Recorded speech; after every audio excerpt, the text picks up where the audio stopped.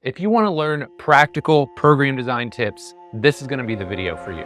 Every week, I get questions from trainers and coaches alike that want to write better programs. So today, I'm going to share with you some really practical program design tips that I know are going to help you write better workouts. All right, so the first question I have for today is, what is the best outline when programming R4 and R5, but keeping the session under 65 minutes? So if you're unfamiliar with my R7 protocol, R4 is your reactive work, your explosive and power development, and R5 is your resistance training. So fantastic question. And I think the best way to start programming or to think about this is when you start programming in time chunks versus just thinking about sets and reps. So let me show you what I mean by that. When we look at R1, R2, and R3, that's your release, your reset, and your readiness. A lot of times what I'll do is just say, hey, I think these three components right here are gonna take about 15 minutes, okay? So I know I should be able to roll out, do any breathing, resets, and mobility type work that I need to get done in about 15 minutes. So that leaves us with what? 50 minutes left, okay? So we've got 50 minutes left. I know R7, any kind of cool down or recovery might take 3 to 5 minutes. So now we have basically 45 minutes left to go R4, R5, and R6. Again, I'm thinking in time chunks.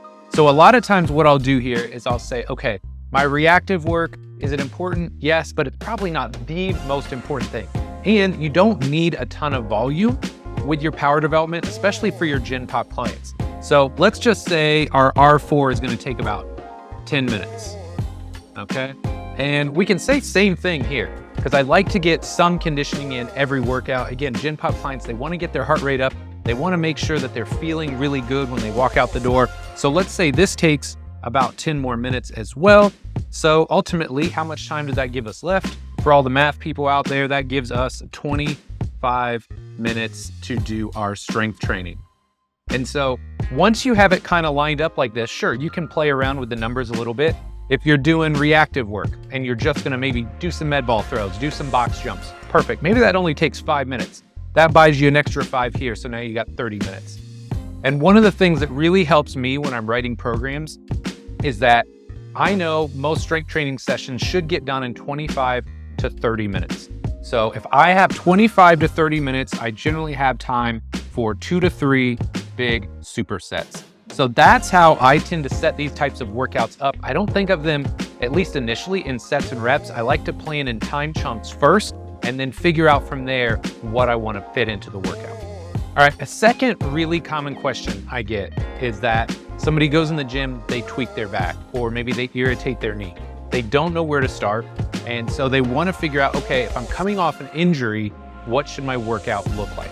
And this works really well, whether you're coming off an injury, or sometimes I'll even do this, say if somebody is starting their off season, and it's called the inverted workout. Okay, so here's what a standard workout might look like. Very general, just roll with me here. If you come in the gym and you're just looking to build some muscle, shed some body fat, maybe improve your athletic development, hey, we're gonna go in, we're gonna do a squat variation and a push-up variation. Big bang compound exercises. From there, we're gonna get a little bit more supplemental in nature, right? We're gonna work on our split squats, maybe do some dumbbell rows. And then last but not least, we're gonna do a half kneeling landmine press and dead bugs. So this could be a standard workout, but let's say, again, you go in the gym, you tweak your back. The last thing you wanna do is maybe start with a big compound lift. Maybe you're just trying to feel your way back into your workouts. So this is where we take this entire workout and we invert it, right? So this would maybe stay here, this would come down here. So what this would look like is, hey, now we're gonna do our half kneeling landmine press and our core or our dead bug activities first. Now it doesn't look like a lot, but we're just trying to feel things out. A lot of times what you do is you engage your core, right? Maybe loosen up those hip flexors a little bit, get the body feeling good. Now you've tested the waters, you're like, no, okay, that was all right. Now I'm gonna go to my next activity. So maybe now I'll try my split squat and my dumbbell rows. Those are okay, then finally you can finish with your squats and your push-ups.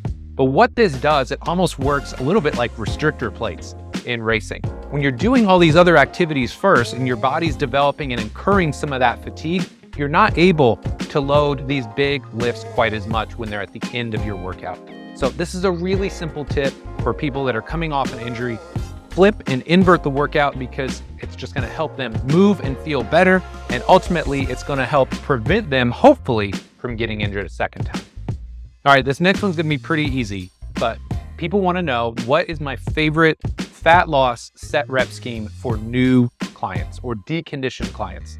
And I think this is a great one because as trainers and coaches, we have our kind of skewed perspective as to what people should be able to do.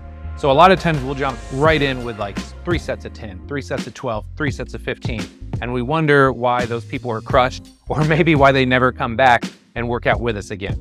So one of my favorite set rep schemes is set up like this. Sorry. Week 3, week 4. I should have this on the board first. But I love this approach. 2x8, 2x10, 3x8, 3x10. And here's why I like this set rep scheme so much. Number one, 2 sets of 8. For you and I, maybe that's not a lot. Maybe that doesn't seem like it's gonna be an intense workout. But if somebody has not worked out in weeks, months, or years, or maybe ever, or maybe they're just, very deconditioned, they do even 2 sets of 8 of a very general or basic workout, they're going to be sore in that first session or after that first session.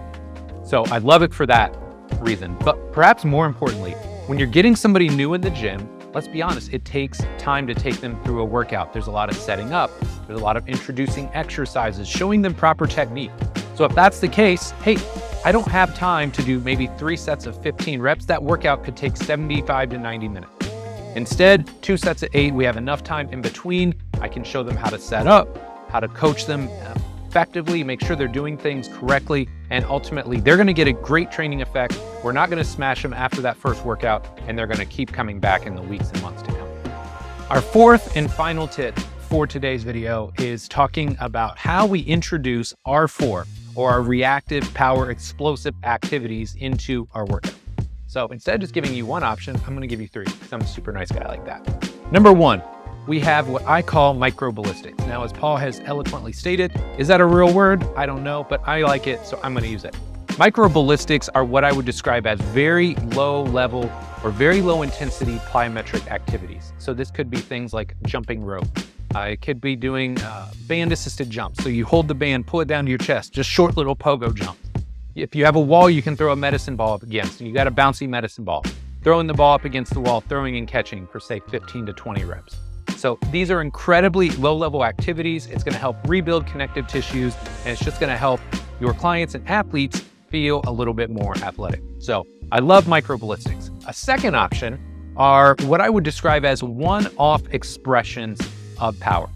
So a lot of times people wanna see, these crazy like repeat jumps over hurdles.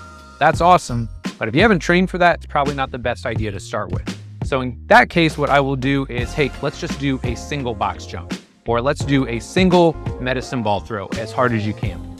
So when we do these one-off expressions of power, it kind of allows us to test the waters, see how our client or athlete is responding to it, and then we can make adjustments as necessary. So that is a great second option, and it's one that I use quite a bit. A third option, if you are uncomfortable with the clients or athletes you're working with doing things that are fast or explosive, that's cool. Let's find something else that's a little bit more functional. And I use the air quotes because if anybody can explain to me what functional activities are, I would love to hear their definition. But here's what I mean by functional movements. I simply mean activities that aren't tethered, say, to a barbell. So maybe for our clients and athletes, we'll take them in the gym and we'll have them drag a sled. We'll have them push a prowler. We'll have them do farmer's carries, bilateral, unilateral, just these activities that kind of fit outside the normal realm of general strength training, but still will help make them better functioning human beings as a whole. So if you want to start introducing or using R4 in your workouts, but you're not sure where to start, there are 3 options, hopefully one of which will work for you. All right, friends, I hope this video has helped you better understand how I write programs.